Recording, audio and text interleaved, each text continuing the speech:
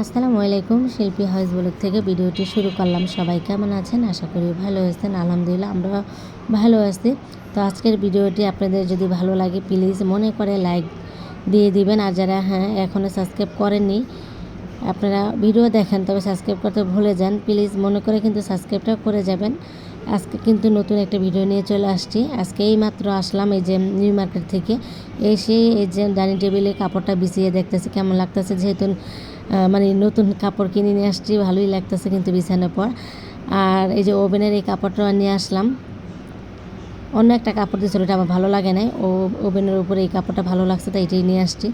আর এই যে এটার সাথে কিন্তু চেয়ারে কভারও আছে, মানে ডাইনিং টেবিলের কাপড়টার সাথে।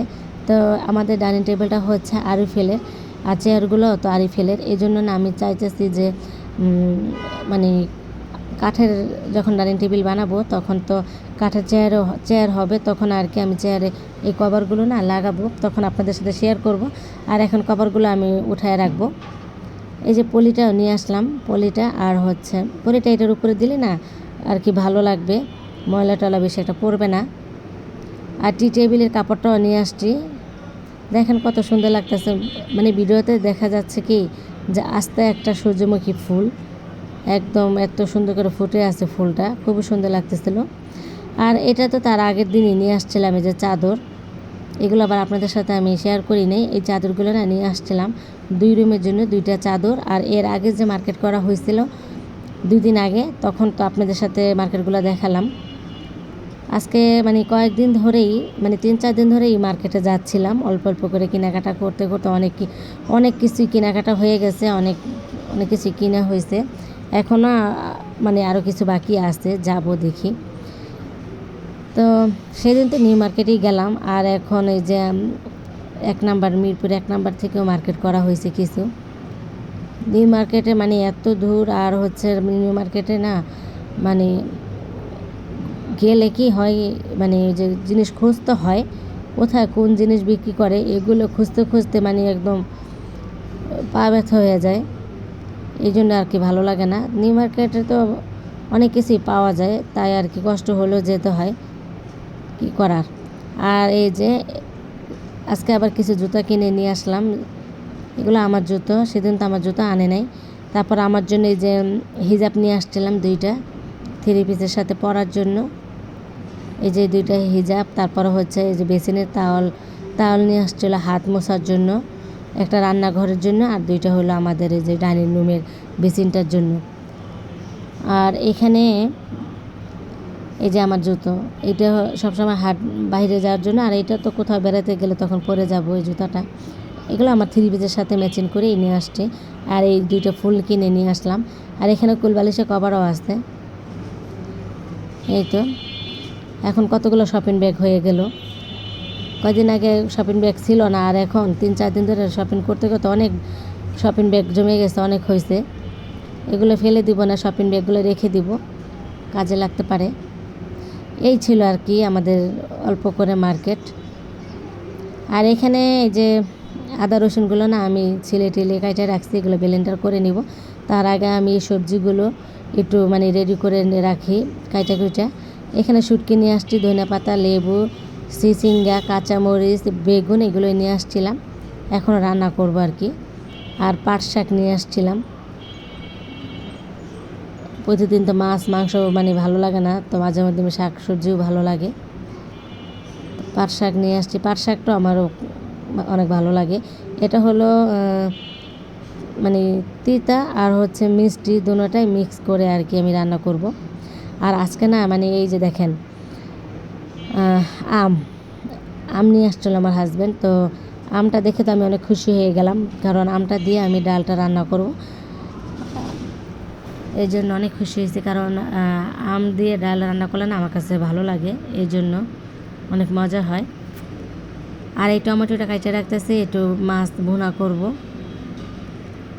তো আমগুলো আমি দিয়ে দিতেছি ডালের ভিতরে। এখন মরিচগুলো ভাজা নিব, বয়মে রাখবো, ইফতারের সময় আবার একটু শুকনা মরিচ, মানে ইফতারে যখন আমরা মাখি না তখন একটু কয়েকটা শুকনা মরিচ দিতে হয়, তাই এইভাবে বেশি করে ভেজে বয়মে রেখে দিব। তো এখন আমি ডাইনিং টেবিলটা সুন্দর করে মুছে টুছে আমি এখন এই যে ফলগুলো একটু সাজিয়ে রাখবো। এইগুলো না ফ্রিজে রাখবো না, আমগুলো পাশে আর কি রাইখে দিয়ে আমগুলো পরে আর কি ধুয়ে নিব। এখন এইভাবেই রাখি। আমি রান্নাবান্না করতেছি, আরও কিছু কাজ করে নিতেছি। এখন আর ধোয়াধুয়ি করবো না, একটু পরে এগুলো খাওয়া সবাই ধুয়ে নিব। তো আমের শরবত, কাঁচা আমের শরবত বানাবো। তো আমি না আমার হাজব্যান্ডকে বলছিলাম যে একটু কাঁচা আমের শরবত বানিয়ে দিয়েন, কারণ আমার হাজব্যান্ড আবার কাঁচা আমের শরবতটা একটু সুন্দর করে বানাতে পারে।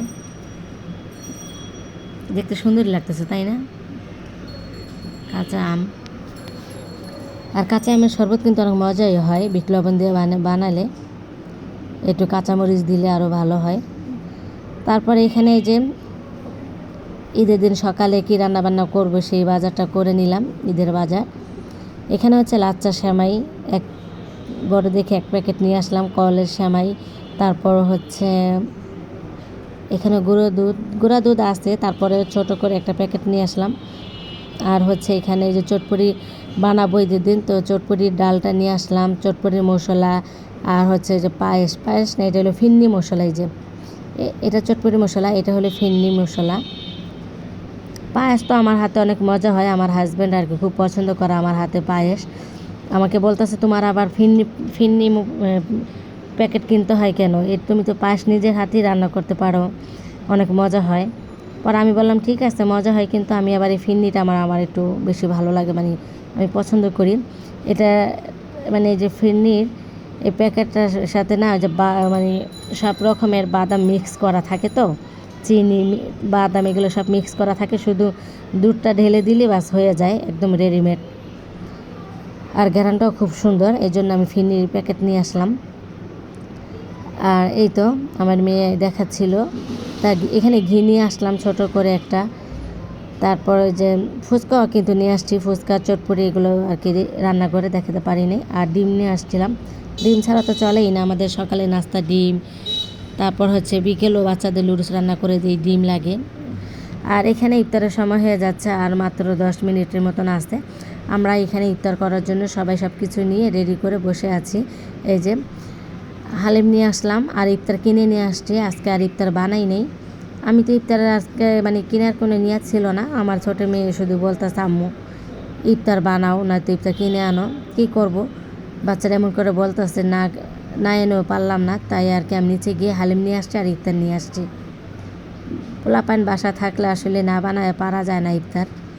তো আজকে আর বানাই নেই, বলছি কালকে বানায় খাওয়াবো, আজকে কিনেই নিয়ে আসলাম। আর এখানে আমরা ফ্লোরে বসছি কেন, ফ্লোরটা মোছা দিছি, কেউ আবার কিছু মনে করবেন না। আমাদের মাদুর আছে, কিন্তু মাদুরটা বিছাইতে পারলাম না, মাদুরে ওই যে আমাদের বিড়ালে শিশু করে দিছে, এই জন্য।